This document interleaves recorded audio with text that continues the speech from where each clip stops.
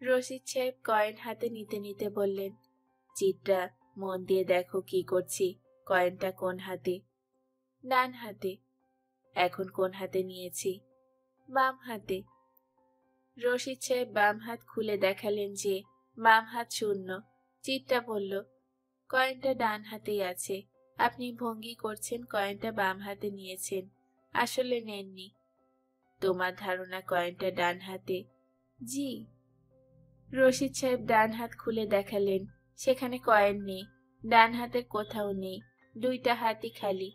চিত্রা বলল, কয়েন গেল কোথায়?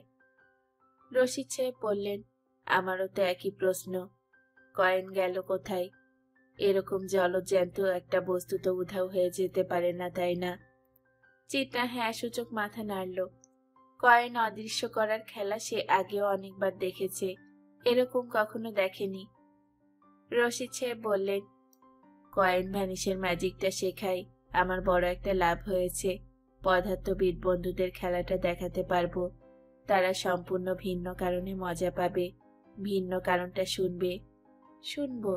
আগ্রহ নিয়ে শুনবে নাকি শুনতে হয় বলে শুনবে? আগ্রহ নিয়েই শুনবো। চাচা, আমি নিজেও ফিজিক্সের ছাত্রী। রশিদ সাহেব বললেন, পদার্থবিদরা জগৎ সম্পর্কে হাইপোথিসিস, জগতের নিয়ম সম্পর্কে হাইপোথিসিস দাঁড় করান। বিপুল উৎসাহে তারা অগ্রসর হন, ম্যাথমেটিক্যাল মডেল তৈরি হয়। তখন আমাদেরও ডাক পড়ে, কারণ বেশিরভাগ পদার্থবিদ অঙ্কে দুর্বল। তোমাদের আইনস্টাইনের ক্ষেত্রেও এটি সত্যি।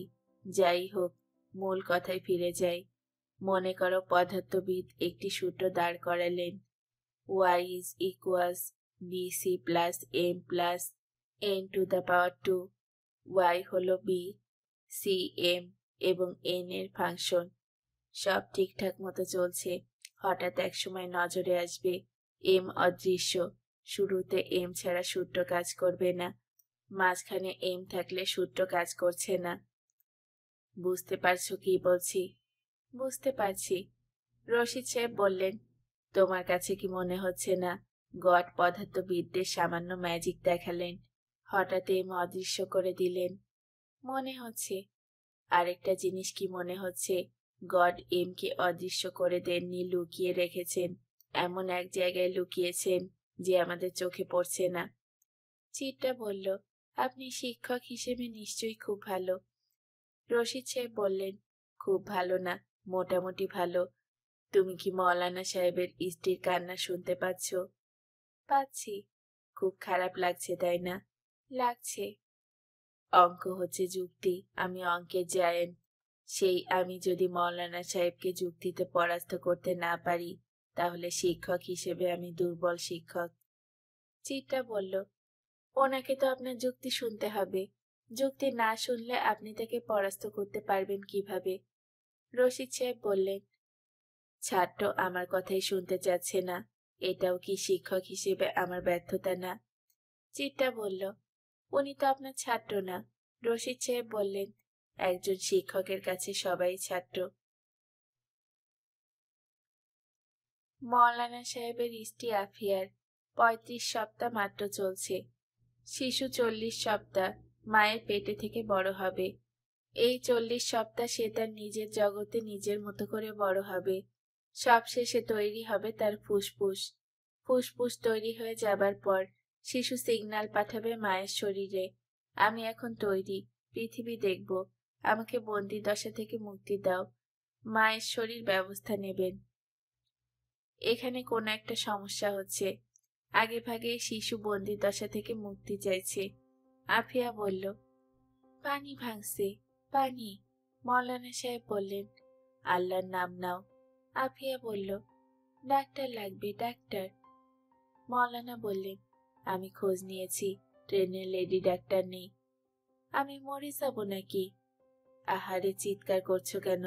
মেয়েদের গলার স্বর বাইরের পুরুষের শোনা ঠিক না, পর্দার বরখেলাপ হয়। আফিয়া গঙ্গাতে গঙ্গাতে বলল, মরে গেলাম, আমি মরে গেলাম, মা গো, আমি মরে গেলাম। মৌলানা বিরক্ত গলায় বললেন, আল্লাহর নাম নাও, মা মা করছো কেন? এখানে যা করার আল্লাহ পাক করবেন। তোমার মা কি করবেন? আপনি সামনে থেকে যান, একজন মহিলাকে ডাকেন, যে কোনো মহিলা। আমার সন্তান বের হয়ে আসতেছে, আমি বুঝতেছি। মা গো, তুমি কোথায় মা? মওলানা দরজা খুলে বের হয়েই দেখলেন চিত্রা এবং রশিদ সাহেব বাইরে দাঁড়িয়ে আছেন। মওলানা ভ্রু কুঁচকে কিছুক্ষণ তাকিয়ে থেকে চিত্রাকে বললেন, আপনি কি একটু ভেতরে যাবেন? চিত্রা বলল, আমি ভেতরে গিয়ে কি করব?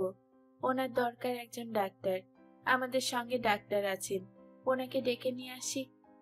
মওলানা বললেন, পুরুষ ডাক্তার আমি দেখাবো না, অসম্ভব, কোনোদিনও না।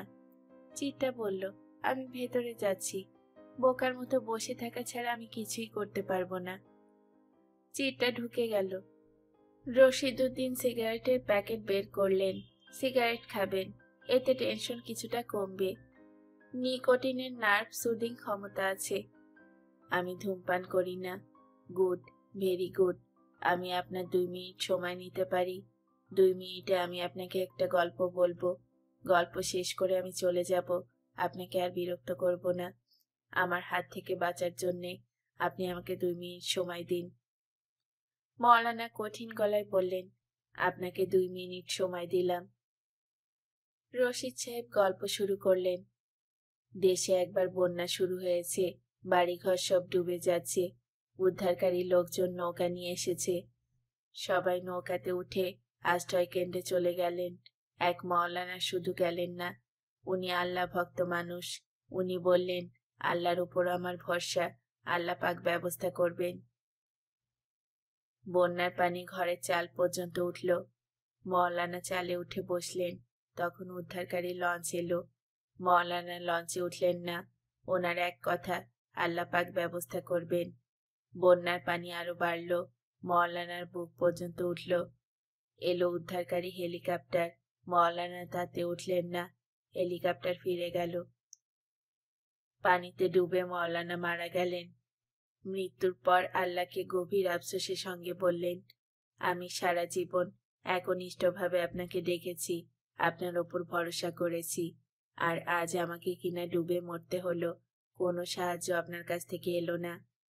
আল্লাহ বললেন, তোমাকে সাহায্য করার জন্য আমি 3 বার ব্যবস্থা নিয়েছি। একবার নৌকা পাঠানো হয়েছে, তারপর গেল লঞ্চ, সবশেষে হেলিকপ্টারও পাঠালাম। বলো আর কি করতে পারতাম? আমার গল্প শেষ, আমি এখন বিদায় নেব। মওলানা বললেন, আপনার গল্পটা সুন্দর, গল্প কিন্তু গল্পই। আল্লাহ পাক ইচ্ছা করলে বন্যার পানি নামিয়ে দিতে পারতেন। রশিদউদ্দিন বললেন, তা অবশ্যই পারতেন।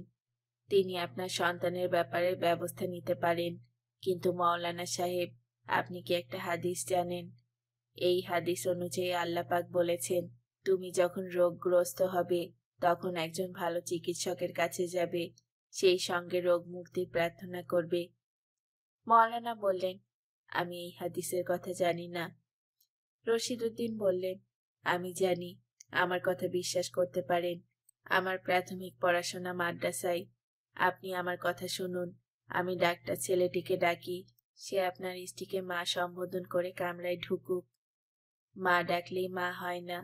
রশিদউদ্দিন বললেন, তাও ঠিক, কোরআন শরীফে আছে, পালক পুত্র পুত্র নয়।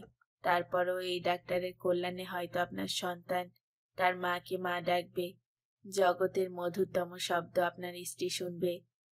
মওলানা বললেন, ওই ডাক্তার ছেলে গলা পর্যন্ত মদ খেয়েছে, তার মুখ দিয়ে ভক ভক করে মদের গন্ধ আসছে। ওই গন্ধ আমি চিনি, কিছু মনে করবেন না জনাব, আপনিও মদ খেয়েছেন। রশিদউদ্দিন গলায় হাত দিয়ে বললেন, সত্য কথা। মদ খাওয়ায় ডাক্তারের শরীর এবং মন হয়তো অসুচি হয়েছে, তার বিদ্যা কিন্তু হয়নি। রশিদউদ্দিনের কথা শেষ হবার আগেই চিটটা কামরা থেকে বের হলো।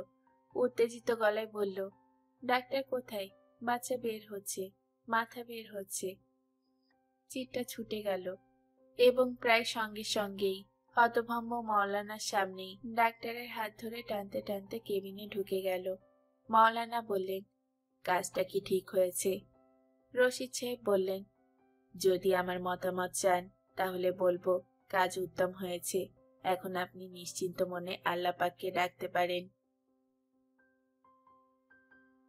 চিত্রা ভয়ে কাছে। তার কাছে মনে হচ্ছে সে এক্ষুনি জ্ঞান হারিয়ে পড়ে যাবে। আশা বলল, আপনি ঘাবড়াবেন না, মহিলার হাত ধরুন, ডেলিভারি নর্মাল হবে। আমার ফুটন্ত পানি দরকার, ব্লেড দরকার, সুতা দরকার। ব্লেড দিয়ে কি করবেন? বাচ্চার নাড়ি কাটতে হবে না। আফিয়া হাঁপাতে হাঁপাতে বলল, আপনি কি ডাক্তার? আশা বলল, আমি ডাক্তার এবং খুব ভালো ডাক্তার। গাইনি আমার বিষয় না, তারপরেও কোনো সমস্যা নেই। আপনাকে যা করতে বলবো তাই করবেন, আমাকে সাহায্য করবেন। কিছুক্ষণের মধ্যেই বড় চাপ আসবে, তার জন্য প্রস্তুত হন। যখন নিঃশ্বাস চেপে রাখতে বলবো তখন নিঃশ্বাস চাপবেন। আফিয়া গঙ্গাতে গঙ্গাতে বলল, আমি পারবো না, আমি পারবো না।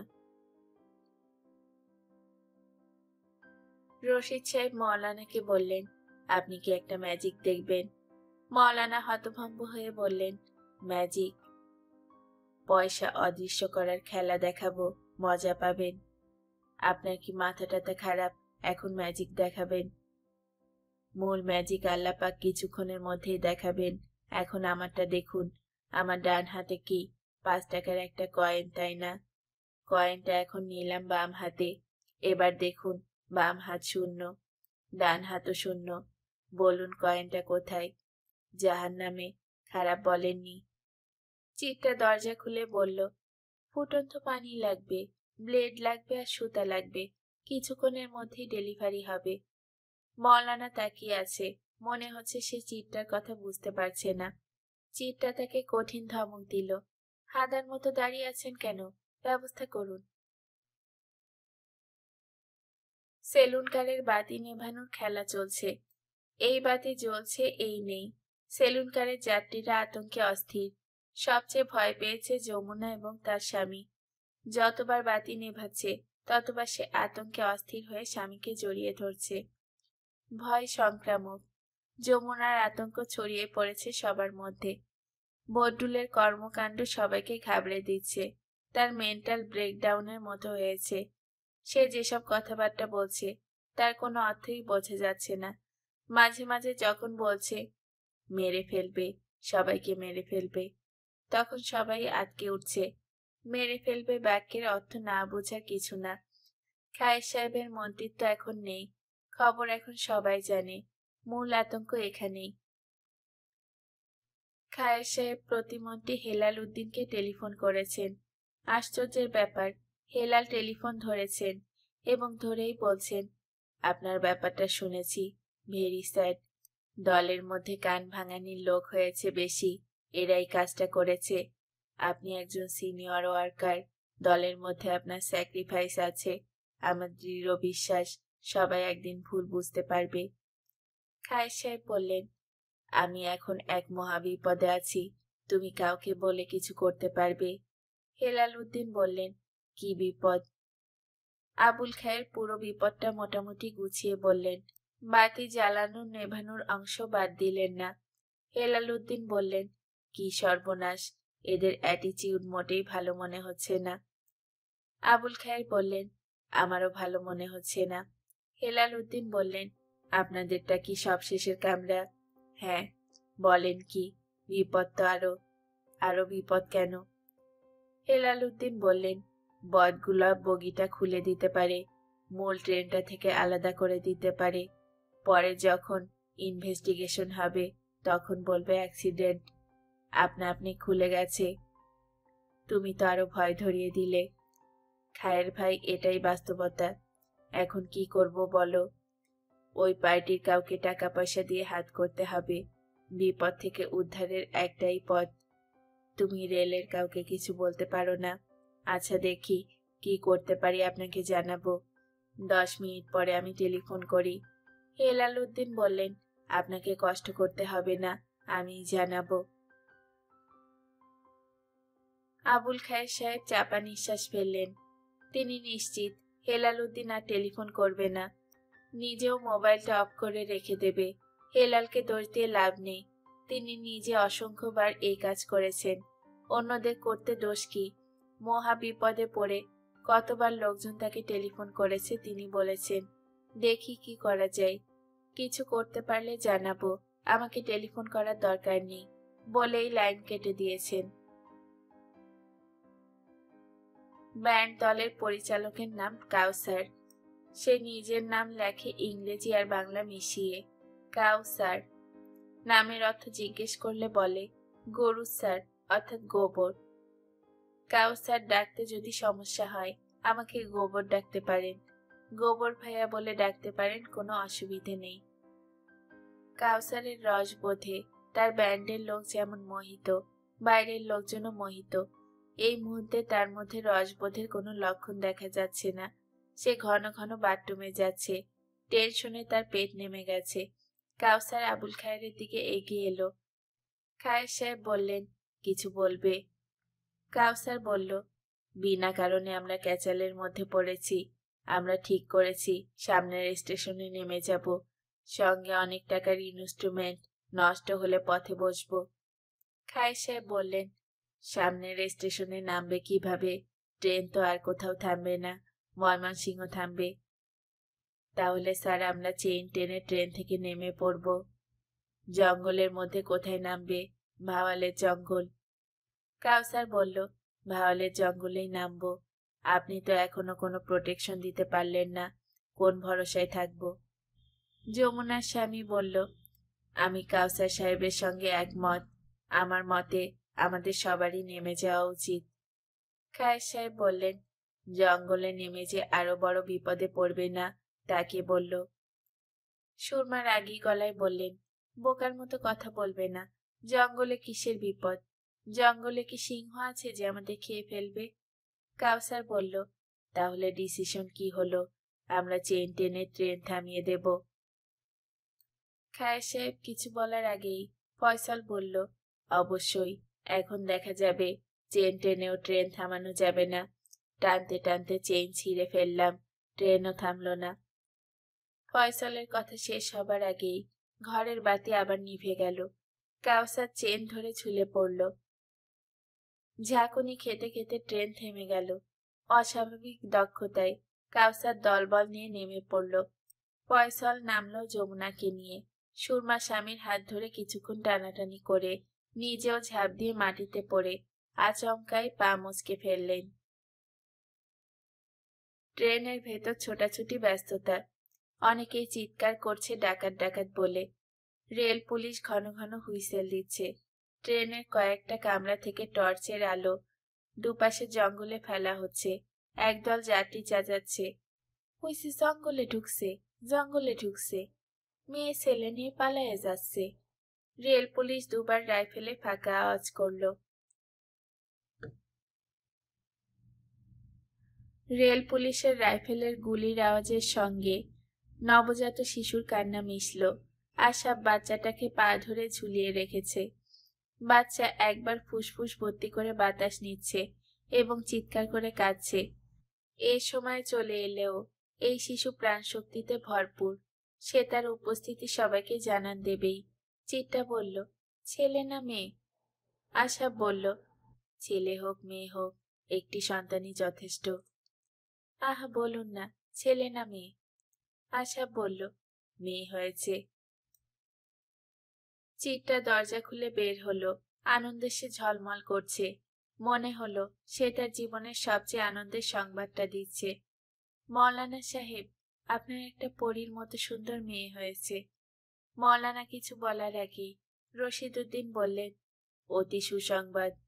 নবী করিম বলেছেন, যার প্রথম সন্তান কন্যা সে মহা সৌভাগ্যবান। আজান দেওয়া প্রয়োজন। মেয়েটার কানে আল্লাহর নাম ঢুকুক। মৌলানা বললেন, মেয়েটার চেহারা দেখে তারপর আজান দেই। রশিদউদ্দিন বললেন, আগে আজান তারপরে চেহারা। মৌলানা আজান দিলেন, আল্লাহ আকবার, আল্লাহ আকবার। শিশুটিকে শাড়ি দিয়ে জড়িয়ে মায়ের বুকের কাছে দেওয়া হয়েছে। মা এই হাসছেন এই কাঁদছেন। হঠাৎ তিনি চমকে উঠে বললেন, ডাক্তার, আপনি না বললেন মেয়ে? এ তো ছেলে। আশা হাসতে হাসতে বলল, একটু ঠাট্টা করলাম। ছেলের মা আপনি থেকে তুমিতে নেমে এসে বললেন, ডাক্তার, তুমি এত দুষ্টু কেন? মৌলানাকে আসল খবর দেওয়ার পরে তিনি আনন্দে অভিভূত হয়ে রশিদ উদ্দিনকে জড়িয়ে ধরলেন। মনে হচ্ছে কন্যা সন্তানের আনা ভাগ্যের তার প্রয়োজন নেই, তার জন্য ছেলেই যথেষ্ট। ট্রেন চলতে শুরু করেছে। সেলুন কারের বাতি এসেছে। আবুল খায়ের সাহেব একা একা বসে আছেন। তাকে ফেলে সবাই নেমে গেছে। এই ধাক্কা থেকে তিনি এখনো মুক্ত হতে পারছেন না। তিনি সিগারেট ধরিয়েছেন। গলার টক ভাবটা চলে গেছে। সিগারেট টানতে তার খারাপ লাগছে না। ব্লাডি মেরি একটা খেলে মন্দ হতো না। স্যার। আবুল খায়ের চমকে তাকালেন। তার পেছনে সবুর দাঁড়িয়ে, যার কানে ধরে উঠবস করাতেই নাটকের শুরু। স্যার, সবাই কই? নেমে গেছে। কই নেমে গেছে? জঙ্গলে। কেন স্যার? খায়ের সাহেব স্বাভাবিক গলায় বললেন, তোমরা একজনকে মেরে আধমরা করেছ, ন্যাংটো করে পাঠিয়েছ, এতে সবাই গেছে ভরকে। সবুজ দুঃখিত গলায় বলল, কাজটা ঘটেছে মুসা ভাইয়ের কারণে।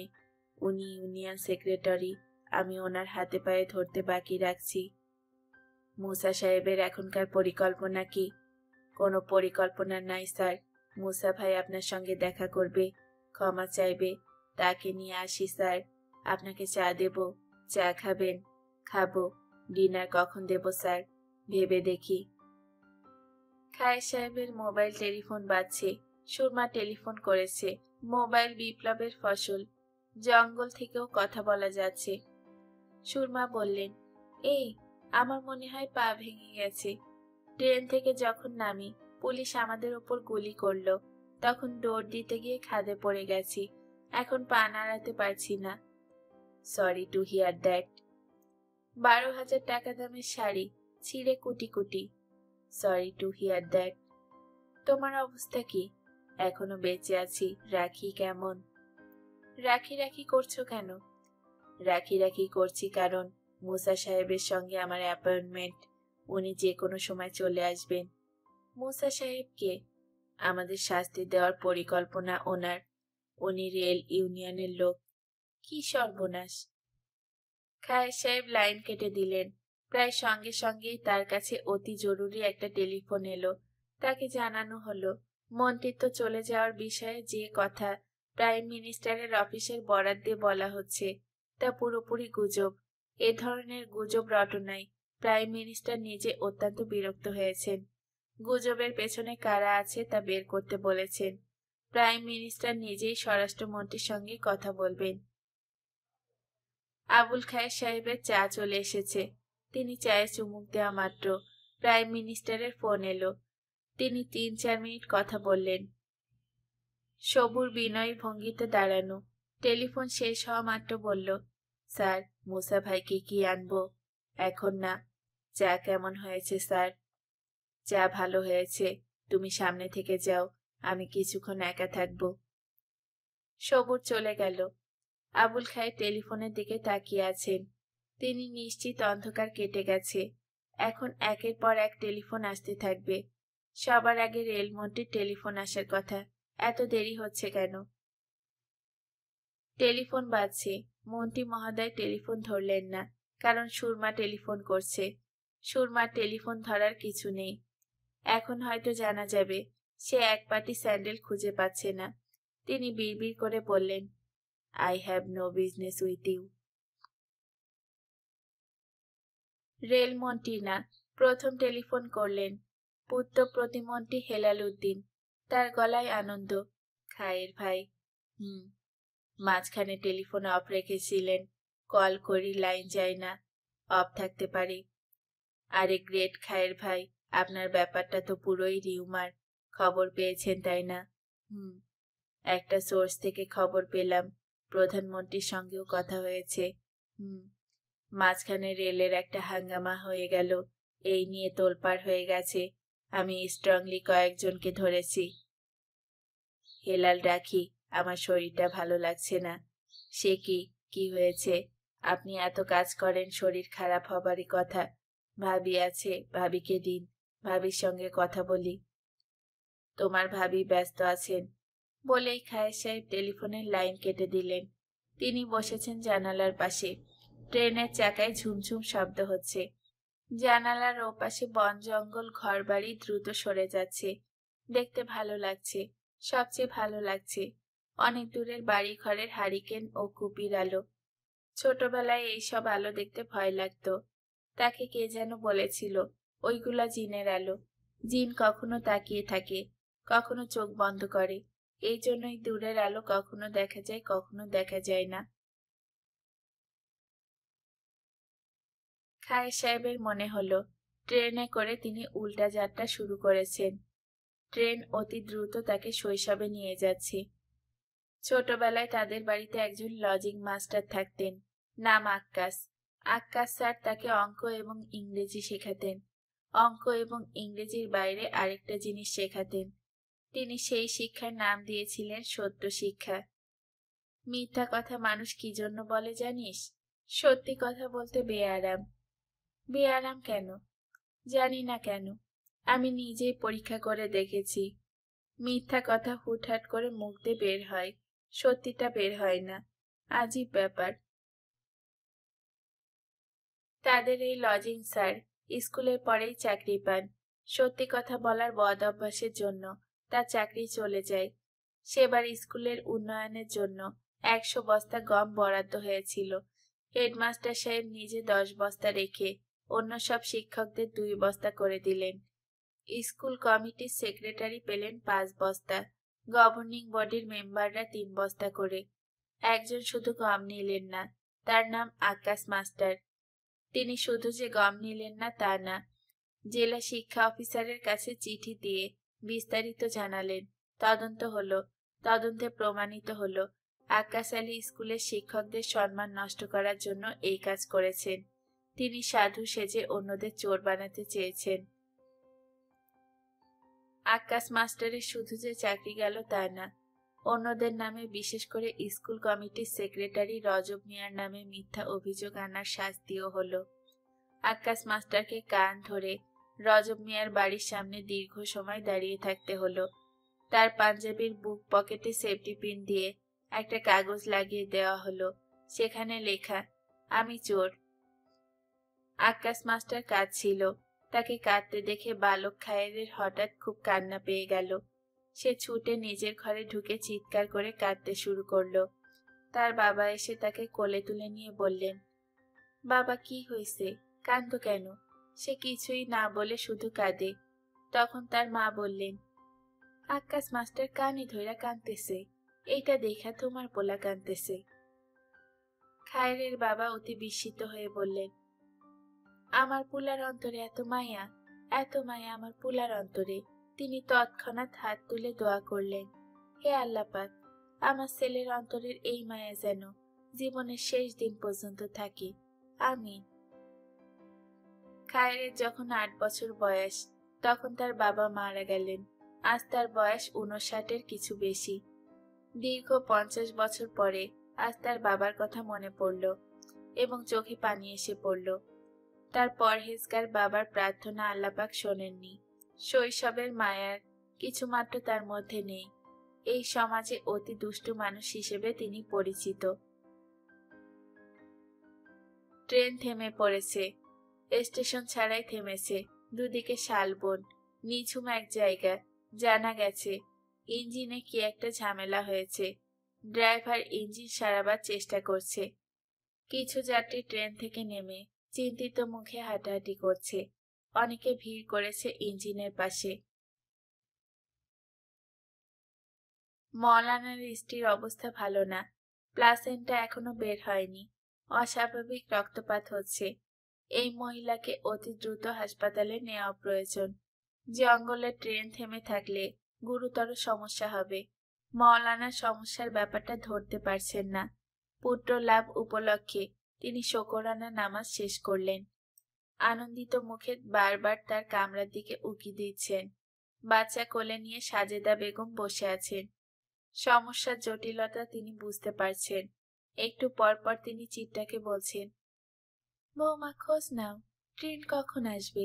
কামরায় আশা ভাসে, সে ক্ষণে ক্ষণে মার কাছ থেকে ধমক খাচ্ছে। তুই তো গাধা ডাক্তার, কিছু করতে পারিস না, এটা কেমন কথা? তুই কি নকল করে পাশ করেছিস যে কিছু পারিস না? গাধার গাধা, তোর বাপ ছিল গাধা, তুইও গাধা। এমন কঠিন সময়ে মওলানা উকি দিল এবং সবগুলি দাঁত বের করে জিজ্ঞেস করল, খালাম্মা, ছেলে কি আমার মতো হয়েছে? সাজেদা বললেন, ছেলের গালে ছাগলা দাড়ি নাই, ছেলে তোমার মতো হয় নাই। ছেলে কার মতো হয়েছে এই চিন্তা বাদ দাও, তোমার বউকে বাঁচাবার চেষ্টা করো। মওলানা বললেন, কঠিন দোয়ার মধ্যে আছি খালাম্মা, দেখবেন কিছুক্ষণের মধ্যে ইঞ্জিন ঠিক হবে ইনশাল্লাহ, আমরা একটানে ময়মনসিংহ পৌঁছে যাব। সাজেদা বললেন, আল্লাহ পাক কি ইঞ্জিন ঠিক করার জন্য ফেরেশতা পাঠাইছেন? মওলানা বললেন, এই ধরনের কথা বলবেন না খালাম্মা, বিরাট পাপ হবে। এই সব খোদা নারাজি কথা। খোদা তোমার আমার মতো না, এত সহজে তিনি নারাজ হন না। তুমি আমার সামনে থেকে যাও, তুমি হচ্ছ রাম ছাগল। ট্রেন থেকে নেমে দেখো কাঁঠাল গাছ পাও কিনা, যদি পাও পাতা ছিঁড়ে খাও। ড্রাইভার সাহেব বলেছেন, ইঞ্জিনের মূল পিস্টন ভেঙে গেছে, উদ্ধারকারী ইঞ্জিন না এলে কিছু করা যাবে না, 4 থেকে 5 ঘন্টা লাগবে। রশিদ উদ্দিন জানালার পাশে দাঁড়িয়ে সিগারেট টানছিলেন, তার সামনে আশাব চিন্তিত মুখে দাঁড়িয়ে। রশিদ উদ্দিন বললেন, মওলানার স্ত্রীর অবস্থা কি, সে কি 4-5 ঘন্টা সার্ভাইভ করবে? আশাব বলল, না, আমাদের হাতে বড়জোর 40-45 মিনিট আছে। রশিদ উদ্দিন উঠে দাঁড়ালেন। আশাব বললেন, স্যার কোথায় যান? রশিদ উদ্দিন জবাব দিলেন না। আবুল খায়ের সাহেব সেলুন কারের সোফায় গা এলিয়ে বসেছিলেন। হঠাৎ তিনি নড়ে চড়ে বসলেন। তার কামরায় বৃদ্ধ যে মানুষটা ঢুকছে, তার চেহারা অবিকল আক্কাস মাস্টারের মতো, অথচ আক্কাস মাস্টার 4-5 বছর আগে মারা গেছেন। তিনি নিজে তার জানাজায় উপস্থিত ছিলেন। সেই লুঙ্গি পরা মানুষ, মাথায় মাফলার, আক্কাস মাস্টারেরও একই ব্যাপার ছিল, লুঙ্গি, শীত গ্রীষ্মে মাফলার। খায়ের সাহেব উঠে দাঁড়াবেন না বসে থাকবেন তা বুঝতে পারছেন না। তিনি এক ধরনের অস্বস্তির মধ্যে পড়ে গেলেন। আমার নাম রশিদ উদ্দিন, আমি আপনার কাছে একটি আবেদন নিয়ে এসেছি। খায়ের সাহেব বিস্মিত হয়ে বললেন, কি আবেদন? রশিদ উদ্দিন বললেন, আপনার সামনে বসে বলি, আমাকে 2 মিনিট সময় যদি দেন। বসুন। রশিদ উদ্দিন বললেন, ট্রেনের একজন যাত্রী মহা বিপদে পড়েছে, তার একটি সন্তান হয়েছে, এখন শুনতে পাচ্ছি প্রচুর রক্তপাত হচ্ছে, তাকে অতি দ্রুত একটা হাসপাতালে ভর্তি করানো দরকার। আপনি যদি ব্যবস্থা করে দেন তাহলে মেয়েটি বেঁচে যায়। খায়ের সাহেব বললেন, আমি কিভাবে ব্যবস্থা করব? ইঞ্জিন নষ্ট হয়ে পড়ে আছে, কখন ঠিক হবে তার ঠিক নেই।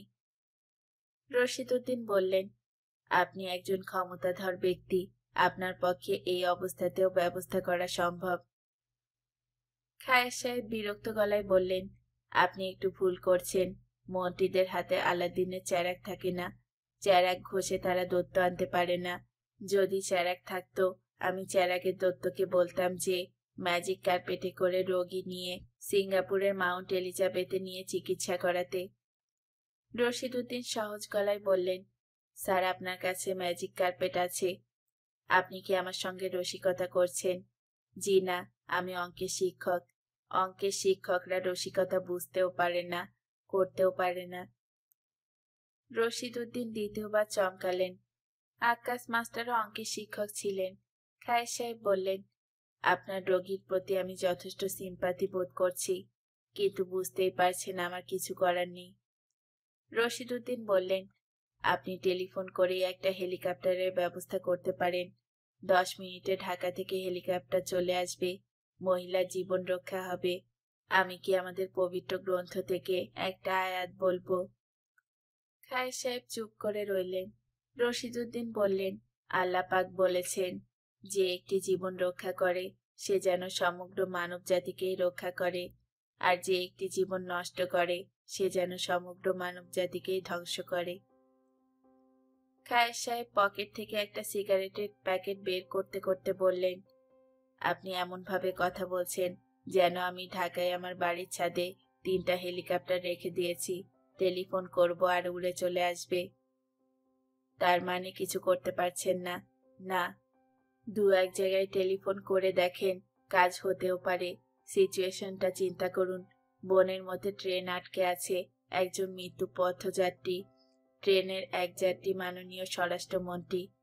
তিনি ঘটনা শুনে মর্মাহত হলেন। নানান ঝামেলা করে হেলিকপ্টার আনালেন। রোগী পাঠানো হলো ঢাকা। হেলিকপ্টার যখন উঠতে শুরু করবে, তখন ট্রেনের শত শত যাত্রী চিৎকার করে বলবে, আবুল খায়ের খান জিন্দাবাদ জিন্দাবাদ। তারা মন থেকে বলবে। তাদেরকে ভাড়া করে আনতে হয়নি। নিজের পকেট থেকে একটা পয়সাও খরচ না করে আপনি স্বতঃস্ফূর্ত জিন্দাবাদ ধ্বনি শুনবেন। আবুল খায়ের বললেন, আপনি কি বিদায় হবেন? রশিদউদ্দিন উঠে দাঁড়াতে দাঁড়াতে বললেন, আপনাকে কুৎসিত একটা গালি দিতে ইচ্ছে করছে, যে গালি শুনলে আপনার পিত্তি জ্বলে যাবে, এরকম গালি। তা না দিয়ে একটা ভদ্র গালি দিচ্ছি। হাজার হলেও আপনি মন্ত্রী মানুষ। তুই গু খা, ফ্রেশ গু না, 3 দিনের বাসি গু, যার ওপর নীল রঙের মোটা মোটা মাছি ভো ভো করে উঠছে। মন্ত্রীকে হতভম্ব অবস্থায় রেখে রশিদউদ্দিন বের হয়ে গেলেন। এতক্ষণ খায়ের সাহেব সিগারেট হাতে নিয়ে বসেছিলেন। এখন সিগারেট ধরালেন। তার ভ্রু কুঁচকে আছে। টেবিলে রাখা টেলিফোন বেজেই যাচ্ছে। ধরবেন না করেও তিনি টেলিফোন ধরলেন। তার স্ত্রী টেলিফোন করেছেন। সুরমা হাঁপাতে হাঁপাতে বললেন, হ্যালো হ্যালো। এত বড় একটা ঘটনা, তুমি আমাকে কিছুই জানাওনি। আমি খবরটা শোনার পরই জঙ্গলের মধ্যে 2 রাকাত শুকরানা নামাজ পড়েছি। একটা ছাগল সদকা মানত করেছি। ময়মনসিংহ পৌঁছেই ছাগল দিয়ে দেব। ভালো। এই শোনো, রেলমন্ত্রীর সঙ্গে আমার কথা হয়েছে। উনি নিজেই আমাকে টেলিফোন করেছিলেন। আমি জঙ্গলে পড়ে আছি শুনে উনি হতভম্ব। যাই হোক, ব্যবস্থা করেছেন। ঘন্টা 1.5-এর মধ্যে তোমাদের সঙ্গে দেখা হবে। খায়ের সাহেব বললেন, কিভাবে? তোমাদের ট্রেন আটকে বসে আছে, তাই না? হ্যাঁ, ইঞ্জিন নষ্ট। ইঞ্জিন নষ্ট তোমাকে কে বলেছে? ইঞ্জিন ঠিকই আছে। রেলমন্ত্রীর নির্দেশে ট্রেন আটকা। আমাদেরকে জঙ্গল থেকে উদ্ধার করে এক বগির একটা ট্রেন তো তোমাদের কাছে যাবে। আমরা সেলুনে উঠবো, তারপরে ট্রেন ছাড়বে। ও আচ্ছা। তোমার কথাবার্তায় প্রাণ নেই কেন বলো তো? এদিকে আমরা খুব হইচই করছি। জঙ্গলের মধ্যেই কনসার্ট। কি যে মজা হয়েছে। যমুনা এবং তার স্বামী নাচ করছে। ওরা যে সাম্বা নাচতে জানে আমার ধারণাই ছিল না। সেলুনকারে পৌঁছানোর পর ওই নাচটা আবার করতে বলবো। আচ্ছা। আমি আর কি কি ঠিক করেছি জানো? এক রাত জঙ্গলে প্রোগ্রাম করব। তোমার সব বন্ধু বান্ধবরা থাকবে। জ্যোৎস্না রাত। রবীন্দ্রনাথকে দিয়ে অনুষ্ঠানের শুরু হবে। ওই যে ওনার বিখ্যাত গান, আজ জ্যোৎস্না রাতে সবাই গেছে বনে। দরজার পাশে দাঁড়িয়ে চিত্রা ব্যাকুল হয়ে কাঁদছে। চোখের সামনে একটা মেয়ে মরে যাচ্ছে, এই দৃশ্যটা সে নিতেই পারছে না। মওলানার স্ত্রী মুগ্ধ চোখে তাকিয়ে আছে ছেলের দিকে। ছেলেও ড্যাব ড্যাব করে মাকে দেখছে। কি অদ্ভুত, কি করুণ এক দৃশ্য। এই দৃশ্য বেশিক্ষণ সহ্য করা মুশকিল। চিত্রা বের হয়ে চলে এসেছে। বাথরুমের পাশের ঘরে দরজা খুলল। একজন ভদ্র মহিলা এসে চিত্রার পাশে দাঁড়ালেন। চিত্রাকে চমকে দিয়ে তার পিঠে হাত রাখলেন। নরম গলায় বললেন, মা গো, আমি খবর পেয়েছি, মেয়েটা মারা যাচ্ছে। কেঁদে কি আর মৃত্যু ফেরানো যায়? চিত্রা ফোপাতে ফোপাতে বলল, মৃত্যু ফেরাবার জন্য কাঁদছি না, কষ্টে কাঁদছি। 1 ঘন্টা সময় হাতে পেলেও মৃত্যু ফেরানো যেত। মহিলা বললেন, মা আমি ব্যবস্থা করছি, একটা হেলিকপ্টার আনার ব্যবস্থা করছি। এই জায়গার ঠিক লোকেশন দরকার। রেলের কাউকে খবর দিয়ে আনতে পারবে, যার মাধ্যমে ঠিক লোকেশনটা আমি জানতে পারি? চিত্রা হতভম্ব হয়ে বলল, আপনি কিভাবে হেলিকপ্টার আনাবেন? আপনার পরিচয় জানতে পারি? মহিলা বললেন, আমার একটাই পরিচয়, আমি একজন দুঃখী মা। ছেলের ডেড বডি নিয়ে গ্রামে যাচ্ছি। আমার একটাই ছেলে। ছেলের বাবা মারা গেছেন 10 বছর আগে। সময় নষ্ট করে লাভ নেই, তুমি রেলের কোনো একজনকে ডাকো। ঢাকা থেকে হেলিকপ্টার রওনা হয়েছে। 2 জন মাত্র যেতে পারবে। রোগীর সঙ্গে যাচ্ছে তার ছেলে এবং আশাবের মা সাজেদা বেগম। তিনি চিত্রাকে ডেকে কঠিন ভঙ্গিতে বললেন, বৌমা, আমার ছেলেকে তোমার হাতে রেখে গেলাম, চোখে চোখে রাখবে, সুযোগ পেলেই যেন চুপ চুপ করে কিছু না খাই। এতদিন আমি দেখেছি, এখন তুমি বাড়ির বউ, তুমি দেখবে। রশিদউদ্দিন পাশেই বসেছিলেন। তিনি চমকে উঠে বললেন, তোমরা এই ফাঁকে বিয়েও করে ফেলেছ, আশ্চর্য তো। সাজেদা বিরক্ত হয়ে বললেন, আশ্চর্য হবার কি আছে, বয়স হয়েছে, বিয়ে করবে না, ধ্যাং ধ্যাং করে প্রেম করে বেড়াবে। কৃষ্ণলীলা আমার পছন্দ না, আমি প্রেম করার বিপক্ষে। প্রেম যদি করতেই হয় বিয়ের পরে করা উচিত, সবচেয়ে ভালো হয় না করলে। রশিদউদ্দিন বললেন, আপনার কথাবার্তা আমার অত্যন্ত পছন্দ হয়েছে। আপনার সঙ্গে আমার ঘনিষ্ঠ পরিচয় হওয়া অতীব জরুরি। সাজেদা আঁচল তুলে ঘোমটা দিয়ে চিত্রাকে বললেন, বৌমা, বুড়োটাকে আমার সামনে থেকে যেতে বলো, বেলাস বুড়া। মন্টি সাহেবের আত্মীয় স্বজন চলে এসেছেন। তারা সেলুন কারে উঠছেন। ট্রেনের ইঞ্জিন ঠিক হয়ে গেছে। যাত্রীরা হেলিকপ্টারের চারিদিকে ভিড় করে আছে বলে ট্রেন ছাড়া যাচ্ছে না। এক্ষুনি ট্রেন ছাড়বে। হেলিকপ্টারের পাখা ঘুরতে শুরু করেছে। যাত্রীরা বিকট স্লোগান দিল, স্বরাষ্ট্রমন্ত্রী আবুল খায়ের জিন্দাবাদ জিন্দাবাদ। তারা ধরেই নিয়েছে এই কাজটা মন্ত্রী সাহেব থাকাতেই সম্ভব হয়েছে। সুরমা তার বোন এবং ভগ্নিপতির সঙ্গে হাত পা নাড়িয়ে গল্প করছেন। তোর দুলাভাইয়ের মানুষের প্রতি মমতাটা কিরকম দেখলি? চেনে না, জানে না, একজনের জন্য হেলিকপ্টারের ব্যবস্থা করেছে। তার যত মমতা পাবলিকের জন্য, নিজের ফ্যামিলির দিকে সে ফিরেও তাকায় না। যমুনা বলল, আপা, তুমি দুলাভাইকে একটা বক্সিং দাও। সুরমা বলল, আমি পারবো না, তুই দিয়ে আয়। যমুনা উঠে গেল। খায়ের সাহেবের পেটে খোঁচা দিয়ে বলল, দুলাভাই, আপনি এত ভালো কেন? কিছুক্ষণের মধ্যে গল্প শেষ। পাঠকদের সামান্য কৌতূহল থাকতে পারে, চিত্রা এবং আশাবের কি হলো? ওরা কি বিয়ে করেছে, নাকি ওরা যে যার পথে গিয়েছে? অঙ্কবিদ রশিদউদ্দিনেরই বা কি হলো? রশিদউদ্দিনের কি হলো তা বলতে পারছি না। উনি পোটলা পুটলি নিয়ে হয়তো ভুল কোনো স্টেশনে নেমে পড়েছেন। তার পেছনে কি মনে করে জানি মৌলানাও নেমে পড়েছেন।